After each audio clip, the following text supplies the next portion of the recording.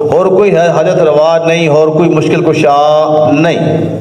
اس دے مقابلے اندر وہ لوگ کیا دے نہیں اے جڑے سارے انہاں نیک لوگ اللہ دے ولی اللہ دے پیارے ہاں جی اے بھی ساریاں دعاواں اسی گنہگار ہاں اللہ ساری سندا انہاں دی اللہ کی کردا موڑدا نہیں اسا اس واسطے انہاں دی جا کے سور پکار کردے ہاں ویقولون ہؤلاء شفاعنا عند اللہ ہماری ان کے آگے اور ان کی کن کے آگے اللہ کے آگے ہؤلاء شفاعنا عند اللہ یہ اللہ تک ہمارے کی سفارشی نے.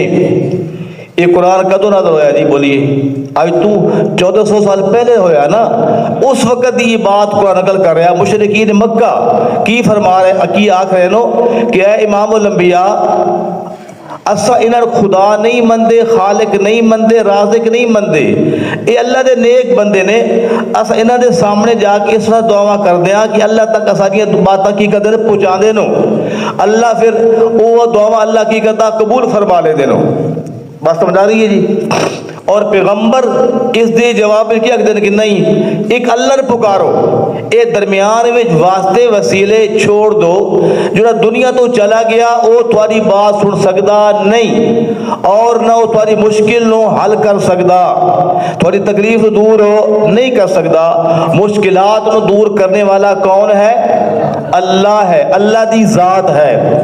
آپ دیکھو اللہ کریم نے بالکل مسئلہ واضح فرما دیتا انسان تے بڑے بڑے مشکل وقت آندے نو لیکن سب تو جو مشکل وقت ہے نا وہ آخری وقت ہے. دعا منگے کہ اللہ ساری موت آسانی والی بنا دے گی. ہوئے ہوئے فرمایا سب تو مشکل ترین وقت انسان تے کدو آندا جب انسان دا روح